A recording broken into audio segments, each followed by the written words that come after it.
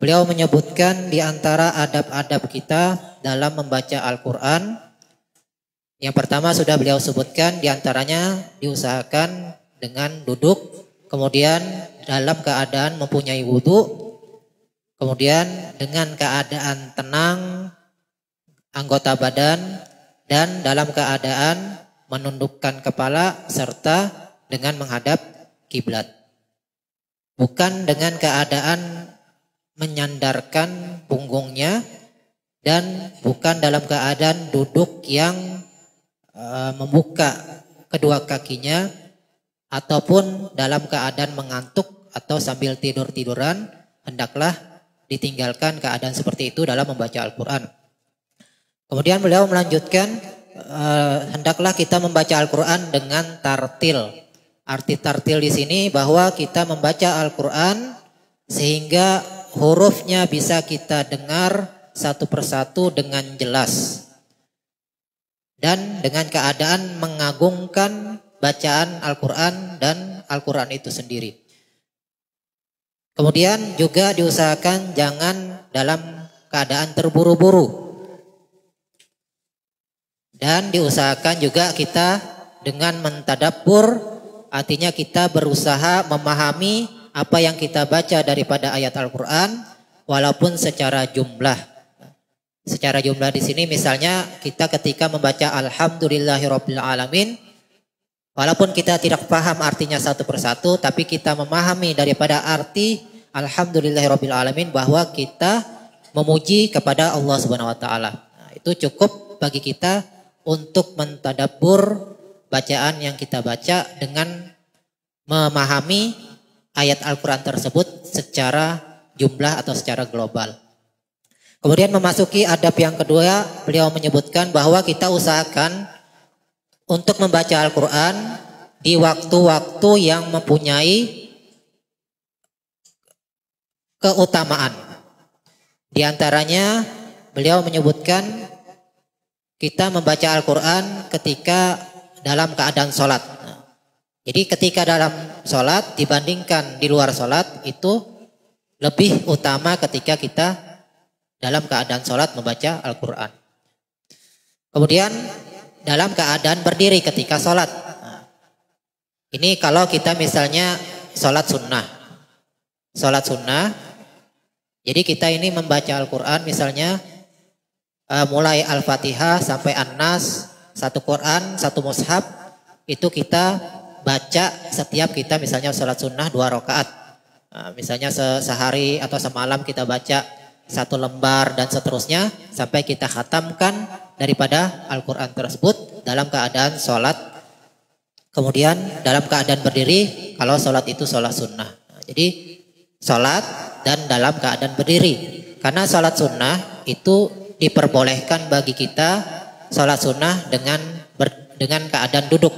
Sekalipun kita mampu untuk berdiri. Jadi kalau misalnya kita pingin nyantai sholat sunnah, entah itu sholat sunnah mutlak atau sholat sunnah yang ada ada waktunya seperti sholat witir, itu boleh kita dalam keadaan duduk. Atau sholat sunnah mutlak kita boleh dalam keadaan duduk.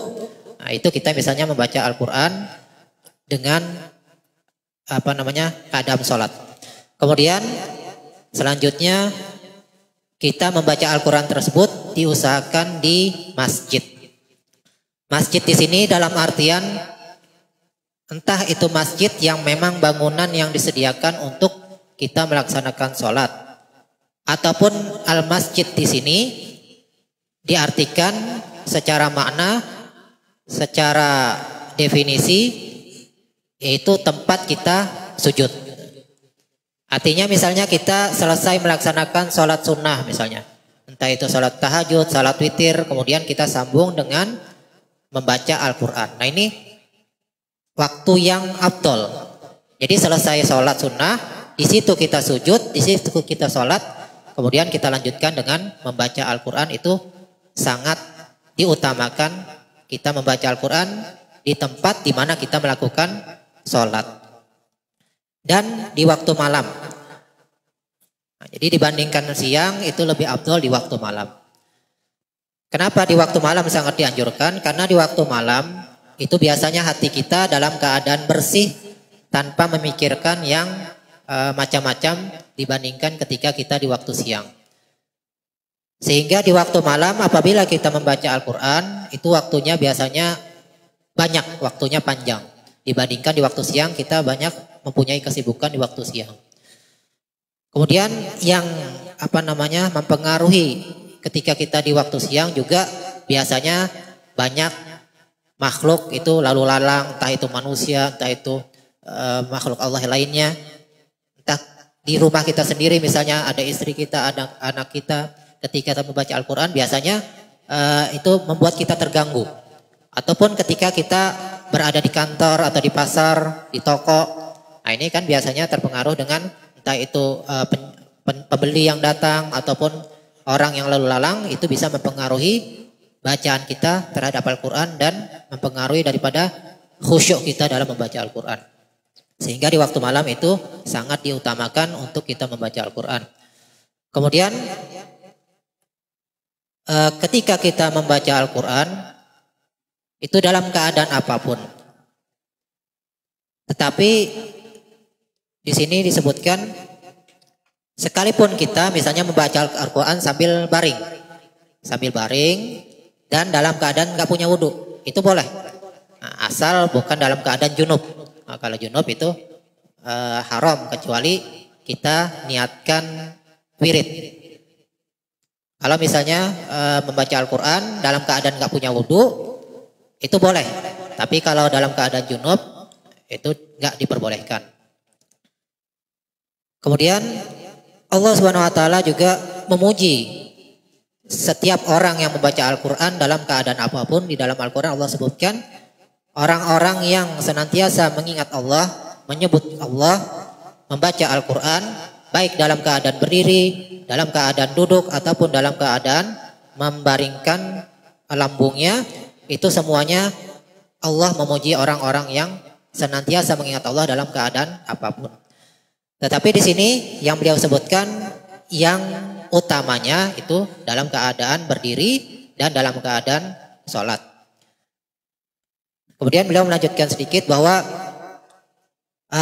Sayyidina Ali menyebutkan di dalam suatu riwayat, beliau menyebutkan barang siapa membaca Al-Quran ketika dia berdiri di dalam keadaan sholat sunnah, maka dia bakal mendapatkan ganjaran setiap huruf yang dia baca itu 100 kebaikan. Ya, dia sholat sunnah, dia membaca Al-Quran dalam keadaan berdiri sholatnya. Sholat sunnah dalam keadaan berdiri, maka ganjarannya 100 kebaikan. Tapi kalau dia sholat sunnahnya dengan keadaan duduk, ini kalau dia mampu untuk berdiri, dia duduk. Dia baca Al-Quran, maka ganjarannya dia mendapatkan 50 kebaikan. Separuh daripada orang yang sholat sunnah berdiri, kemudian dia membaca Al-Quran.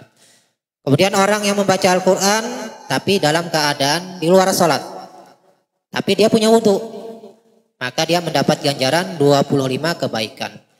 Kemudian orang yang membaca Al-Quran tapi tanpa punya wudhu, maka dia bakal mendapat ganjaran daripada Allah Subhanahu Wa Taala 10 kebaikan.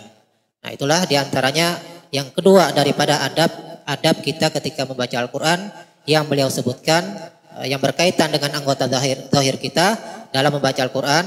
Mudah-mudahan kita bisa memahami daripada apa yang beliau sampaikan daripada adab-adab kita dalam membaca Al-Quran, dan kita bisa mengamalkannya, dan mudah-mudahan kita senantiasa diberikan oleh Allah Subhanahu Wa Taala kemampuan dalam taat kepada Allah dan Rasulnya, dan senantiasa istiqomah dalam iman dan Islam, dan senantiasa kita istiqomah dalam menuntut ilmu, dan mudah-mudahan kita semua dimatikan dalam husnul khatimah. Amin ya rabbal alamin. Itu dulu yang sampaikan, kurang lebih mohon maaf. Wa'afu minkum. Wallahu subhanahu wa ta'ala alam.